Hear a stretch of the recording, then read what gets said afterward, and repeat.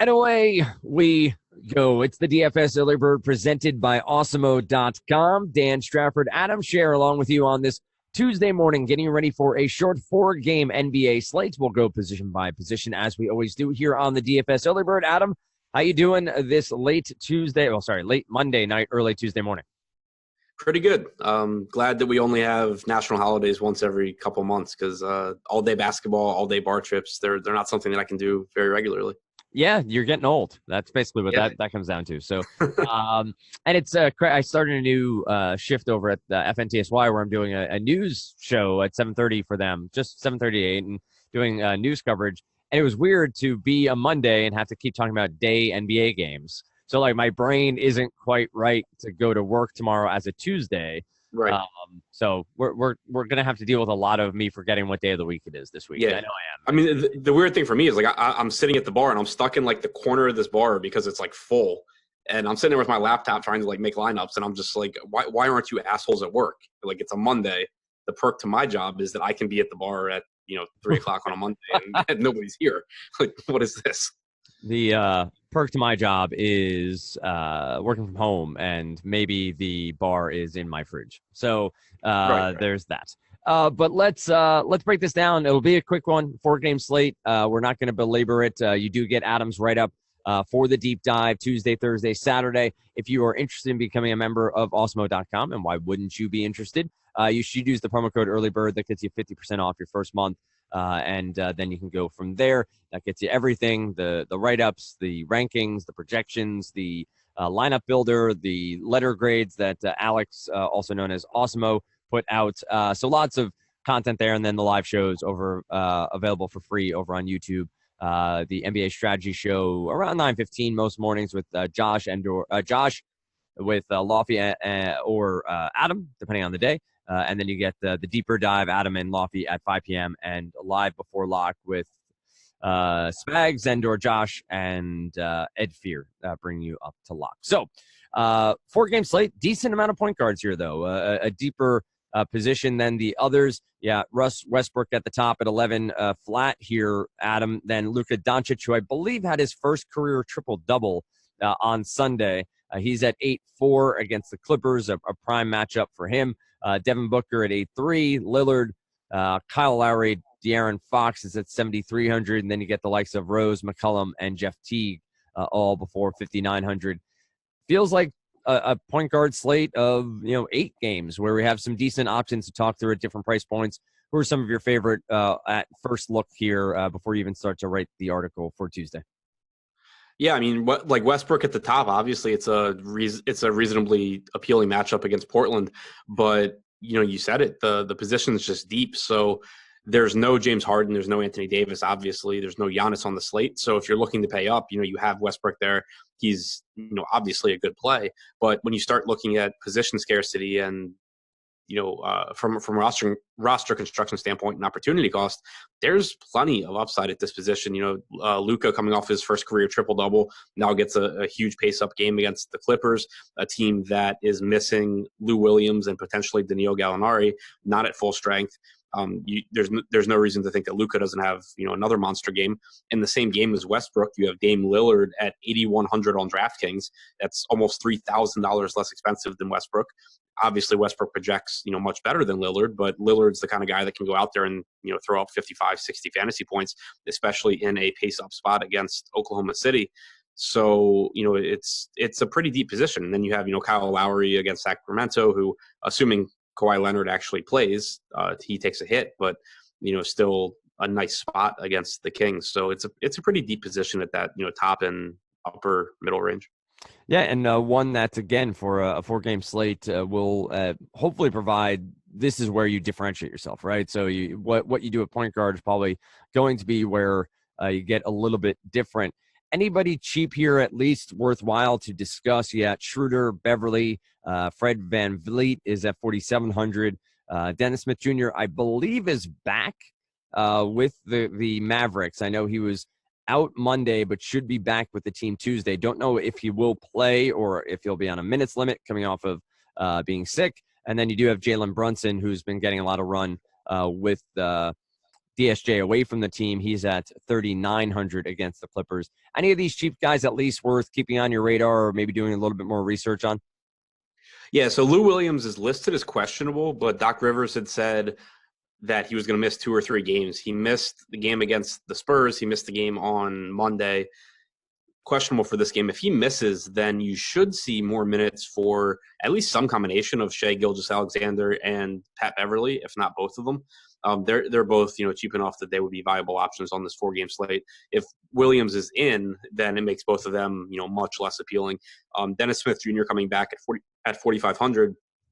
It is a nice spot against the Clippers. He has been very, very disappointing this season, but 4,500 is kind of like a rock bottom price point for him. So it's not like he's coming back from injury. He's coming back from illness / being so pissed off with the team that he just stopped coming. So there's no reason to think he doesn't play 30 minutes here. With JJ Barea being out certainly helps. The price tag's very fair for him. It's just a matter of, it's Dennis Smith Jr. and he has had some struggles since coming to the NBA. Yeah, and you've heard rumors of him being traded and what could be happening there. Minutes-wise, I feel like you're going to need 28 to 32 from him. I just don't know if we're going to get that here. Coming back from the illness and... Yeah, I mean, I think he gets it. I would project him in that 28 to 30 range. Barea being injured, I think obviously helps that because before you saw him getting those minutes and he was splitting 48 with JJ Barea, but you knew that JJ Barea was going to get his, 18 to 20. Now Barea obviously out and Jalen Brunson just isn't good. So there's no reason for the Mavs at this point not to be playing Dennis Smith as much as possible. And I think 28 to 30 is very reasonable. He could go over that, but, I'd put him in that 28 to 30 minute range. Yeah, and I guess if they are not telling the truth, that they are going to continue to try to shop him, you want him out on the floor. You want him to be showing that he can get it done. Shooting guard up next. We have Booker. You have Buddy Hield eligible here at 6,900. Then you have Lou Williams, who you already discussed as most likely being out here. CJ McCollum against Oklahoma City is at 6K. Andrew Wiggins is at 5,800. And I know he's Andrew Wiggins, and I know we get a lot of mid-20s fantasy point outputs from him, but he's sub 6K and shooting double-digit times per game. And has a matchup here with the Phoenix Suns, who I know have been a little bit better of late, but still are a pretty damn bad team. What do you got here at shooting guard? Anybody stand out to you? Yeah, I mean, Booker at the top, there's just nobody really on Minnesota that scares you defensively. Robert Covington's their best on-ball defender. He's out indefinitely. Josh Okogie's a long guy who can play defense, but he's not getting a ton of minutes. And regardless, you don't expect him to really slow down Devin Booker, given the amount of shots the Booker's going to get up, the amount of minutes he's going to play, and the amount of assist opportunities he's going to have. So I think Booker at 8,300 is a very, very fair price tag. CJ McCollum at 6K, it's a pace-up spot. His minutes haven't been great lately, though. You're seeing a lot of 32, 33, 34-minute games from him. Seth Curry playing more minutes. Evan Turner in their last game, not including Monday, but their game prior to the Utah game. You saw Evan Turner pick up more minutes at McCollum's expense with Mo Harkless back. Harkless, played in the low 20s, but Turner still got his. So it's kind of just a weird spot for McCollum. I'm with you on Wiggins at 5,800. The minutes are there. And when you're talking about going against a team as bad as Phoenix is defensively, Wiggins has his issues, but he's a scoring dependent guy. And he should play 36 to 38 minutes against a team that does not play defense well. So that's kind of, prime spot for a guy that needs to score to get his points. Whenever the price tag comes down on Wiggins, he becomes a really appealing play. Then he has a couple big games where he shoots well, scores a lot, it goes up, you stop playing him. Now we're back to the point where it's kind of rock bottom. Yep. And I think he's the kind of guy, and listen, you're going to have situations where you play him and he's terrible, but when you want to be on him when no one else is, because when he's going to string those couple of games together where he see his price elevate, that's when people get in on him. That's when you want to get out. He is buy on the dips and sell on the high points for damn sure. Bogdanovich is coming off a really big game against the Nets for the Kings. He's seeing a ton of minutes. Price point seems mostly unchanged on the year. What's this matchup like against Toronto if Kawhi is in? Is this Toronto Raptors defense better than their numbers yield out at present? Yeah, I mean, Kawhi obviously makes a difference. OG makes a difference, but OG has already been ruled out. The last couple of games, we've seen both of those guys miss, and if you run the numbers with those guys out, it actually will tell you that they've been better. But it's just one of those things where whenever you're dealing with small-ish sample sizes, you want to use logic more than anything really. And if something doesn't make sense in a small sample size, there's a good chance that it's just noise. Without like digging really deep into it mathematically. And even the numbers being better without Kawhi or OG on the floor just make no sense. Like Kawhi being out there should make them a better defensive team. Assuming he's back, you would have that potentially be an issue for Bogdanovic. He comes off the bench, which does work in his favor. The biggest problem though with Bogdanovic is just that we've seen Sacramento. They have all these bodies back now, and they are just kind of all playing. And so you get Bogdanovic playing 28 to 30 minutes as opposed to the 34 to 36 he was playing like when Shumpert was out. And it's just kind of a middling play at this point. I was going to make some sort of Ish Smith joke there because you said a small Ish sample, and I was going to make a bad Ish Smith joke, but I instead will say that I was going to make it and not make it. You're not filling in for Emac on this pod very well here, Dan. No, that's fair. And listen, like Emac learns dad jokes from me. Let's be honest. Like, let's keep it real here. As my good buddy Dave Lochran says, don't get it twisted. But let's go to small forward next. Paul George's price tag at 9,700 feels high, mainly because he's not giving you gigantic ceiling games, but he's been so damn consistent on a 4-game slate. Feels like cash games, he makes more than enough sense, even just near 10K. Now, whether or not you can fit him, I have not built any lineups as of yet. You made mention about Kawhi, whether or not he's in. We've had some maintenance days for him. He's at 9,300. I rarely can feel comfortable paying 9,300 for Kawhi Leonard. We saw one ceiling game. What was it? The Washington game where he put up 73.75, and that was on 41 points, 11 rebounds, 5 assists, and 2 blocks. And then we have a couple other high-priced guys in Luka Doncic and Tobias Harris. And then you break off a little bit here. Buddy Hield, Wiggins, T.J. Warren, Oubre, and down we go. How do you feel about George? How do you feel about Leonard? And then maybe one or two cheap options that you have your eye on. I like George more, especially in tournaments. I just think he's kind of the more volatile of the two. He's the guy that I think is more likely to go out there and give you a really big ceiling game. Granted, Kawhi does have the better matchup against Sacramento, but Kawhi just historically and this season and everything, he's just not a very volatile player, which in some respects is nice because whatever you project him for, he's not likely to deviate very far from that projection. But in tournaments, like to win a tournament, you need your projections to be wrong. You need the guys in your lineup to outperform their projections by a pretty wide margin, and Kawhi just doesn't do that very often.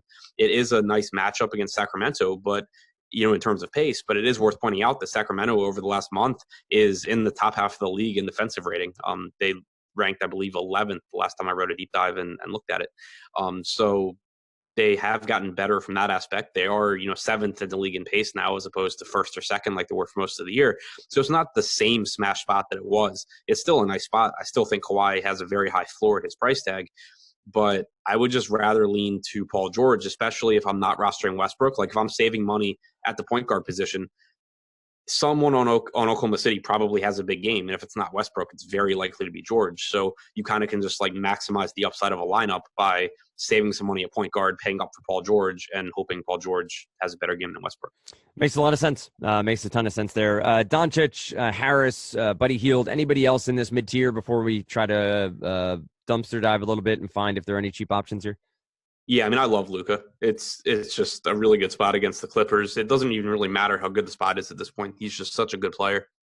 He's playing, 34, 36 minutes at this point, and he's too cheap. Like we've seen since the start of December, him post a usage rate up over 30%. When Dennis Smith Jr. doesn't play, you see the assist percentage go up. Obviously, Dennis Smith Jr. is back, but even in the relatively small sample of 6 or 7 games since the start of December, when Dennis Smith came back from injury before Dennis Smith got sick and left the team, you saw Luka really just taking over this offense. He's clearly made himself comfortable in his rookie season as the year's gone on, and he's the guy in this offense now. So I still think that's just too cheap of a price tag.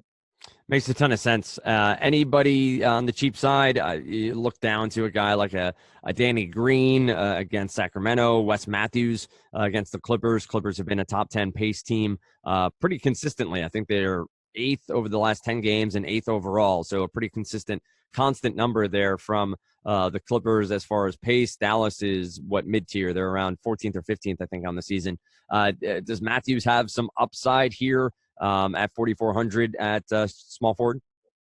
Yeah, I think he's someone that you want to pay close attention to our projected ownership on, because he's coming off of a monster game on Monday against Milwaukee, and he clearly can go out there and do that. 4,400 is just definitely too cheap of a price tag for Matthews, but he's also the kind of guy that when people are going to follow up on his most recent game and roster him, you can normally look to pivot off of him, because more often than not, he's the guy that's going to give you, he's going to play 32 minutes. He's going to give you like 26 fantasy points. And that's just not something that you have to have in tournaments. So it's definitely the kind of guy that I want to pay close attention to in tournaments. He was 4% owned on Monday's slate. If he were in that price range again, then by all means, just load up on Wes Matthews at this price tag. But if he jumps up into that, 20 to 30% range, then you can start to, look to guys around him like a Danny Green or some other guys, probably just Danny Green. But you can, look to other guys like that. All right, let's take a look at power forward next as we roll through this 4-game slate for DraftKings and FanDuel. 7 p.m. tip, so you have a 7 p.m., 8 p.m., 8:30, and 9 p.m. So spread out there over the course of the Tuesday evening. At power forward, we get Paul George and Kawhi. Tobias is here as well. We do get Harrell at 6,800. Pascal Siakam at 60. I just love that name so much. 6,300. Serge Ibaka, Warren, Barnes. We've talked about George already. We've talked about Leonard. Haven't touched on Tobias Harris much. How do you see these Clippers front court guys having opportunity? And is Gallo out? Gallo is definitely out. Won't travel. So Gallinari is out here. So you do have probably a few more minutes to be distributed between Harris and Harrell here at 8K and 6,800 respectively. Yeah, I think it's a nice boost for Harris. The price tag is pretty quickly risen, though. 8K I think is still fair, but you have Harrell, looking at DraftKings pricing at 6,800.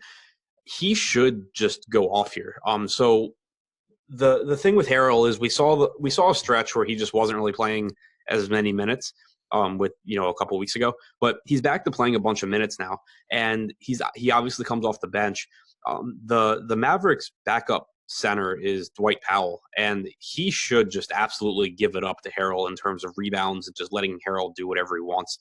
Powell's just not really that good. And so you have those productive minutes built in. And then we've seen Doc Rivers, at least of late, letting Harrell play against bigger centers. He played, I think it was 34 minutes against Andre Drummond. We've seen him just be the guy that closes out games. So the fact that he's going up against DeAndre Jordan doesn't concern me as much.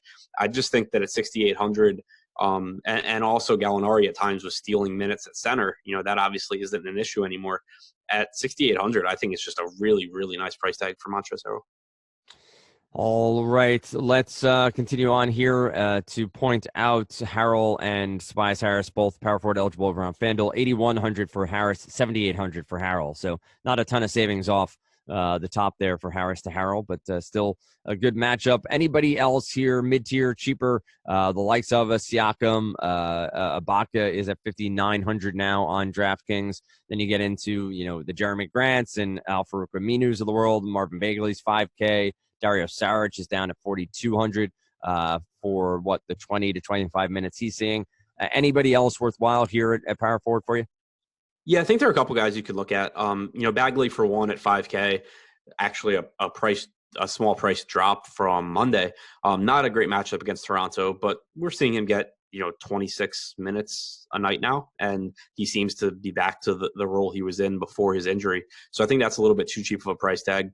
Obviously, keep an eye on Richaun Holmes, who has power forward eligibility. DeAndre Ayton is out. If Holmes is good to go, then he just becomes a clear top value play. And then also you have Taj Gibson at 4,900 against Phoenix. He's not your highest upside guy, but he should play around 28 to 30 minutes. He should be able to get plenty of rebounds, especially if Holmes and Ayton are out. You're just talking about a really small Phoenix front court. So Gibson's a guy that is very unlikely to hurt you. All right, let's close it out by talking some centers. You get Karl Anthony Towns as your 10K plus center against Phoenix, so against Ayton. This has been a spot where centers have succeeded fairly well. The famous Joel Embiid quote about Ayton, "Don't compare him to me. I actually play defense." You have Nurkic at 7,500. Then Harrell is eligible here. Ayton has a Q tag with an ankle. He's not expected to play against Minnesota, so that, I guess, opens up a ton more for Karl Anthony Towns to not even have Ayton in there to go up against. What do you got? Who are the centers that have your eye, and maybe we'll find a cheap one or two? Yeah, I mean, I don't know how you get away from Towns here. We just had this matchup with Ayton and Holmes out. Towns, I don't have it in front of me, but I think it was like 28 points in the first half, 28 real points in the first half. If Ayton or Holmes is in, it doesn't matter. But if they're out, it's just such a ridiculous spot.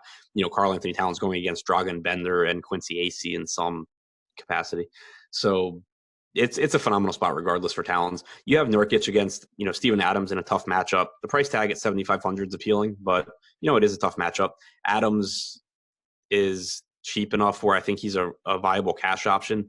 He's just not someone I really like going to all that much in tournaments. I'd rather go to as weird as it is, because normally I don't like Jordan in tournaments either, but DeAndre Jordan against the Clippers, I think is in a nice spot because, even without getting into the fact that he's playing the Clippers, it's just been one of my favorite spots to target this season because you have Marcin Gortat and then an undersized Montrezl Harrell who is out there basically because of the spark that he provides as an offensive rebounder and just kind of a guy that provides energy and gets things done.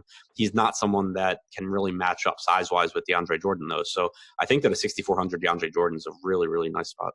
Yeah, Jordan was somebody who I sort of honed in on when we first logged on here as at least somebody to keep an eye on. You mentioned Bender and AC. Does Dragan Bender at least enter into the mix as a potential value play here on a short slate simply because the minutes will be there? Yeah, it sucks. And obviously this is only if Holmes is out. He Right. double-doubled. He doubled last time these teams played, a couple days ago. You don't want to take too much from that. You want to keep in mind that it's Dragan Bender.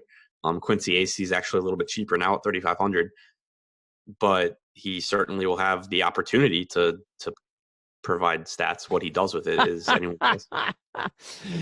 That was and for those of you who don't know, Adam went to law school for a little while. That was the most lawyerly response I've heard from you in a while. He'll have an opportunity to provide stats. What he does with that opportunity, we don't quite yet know.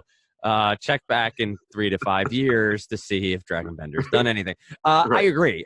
But short slate, hey, you got to keep all options open. I do often ask Lofty who you're going to start your roster construction around. I usually do 10K or above, but I'm going to go 9K or above here. It gives us 4 options. If you had to, and this is very specific for those listening, this is not what Adam necessarily is doing, but if he had to, this was the forced circumstance he was in, start your lineup construction with one of these 4 players. So I'm leaving Doncic off of this mix. It's Kawhi Leonard, Paul George, Karl Anthony Towns, Russell Westbrook.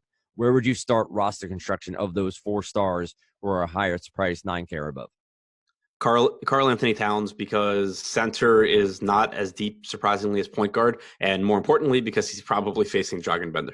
Right, there it is. I agree with you. I think it, and something that I don't know newer players think about enough is the value per position. You think about it in season long or even regular sports, the replacement value of a player. When you look at the average at point guard versus the average at center, you're going to need Towns more than likely. There's some upside for 1 or 2 other names, but Towns makes a lot more sense. Whereas at point guard, you could see a viable way that Westbrook isn't your highest scoring point guard on the slate,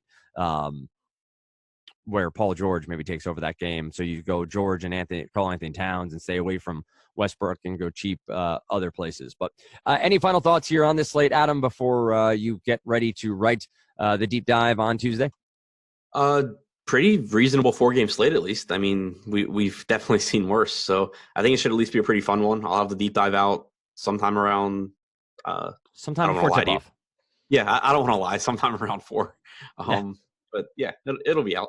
It'll be out. It'll be out eventually. Just stay tuned. And the thing that Adam's been doing more and more with that write-up is providing his own projections and sort of statistical outcomes there. So doesn't do it every right up when he has the time, but does help give some context to the players he's looking at and the whys of what he's doing with his own lineup construction. As I've been stipulating a couple of different times here, what we talk about here on the podcast could completely change because of injuries or knowledge learned between now and when the write-ups happen, but also when we talk about someone being a lock, someone like Karl-Anthony Towns. Adam might play 150 lineups, not going to have Karl-Anthony Towns in 100% of lineups. So just remember those sort of things when you're thinking about who you want to be most exposed to other than your wife and or husband, and who you want to have in your lineups most of all. So with that said, you can always find Adam over on Twitter, Ship My Money DFS. You can always find him in Slack chat as well. DM him. He enjoys it.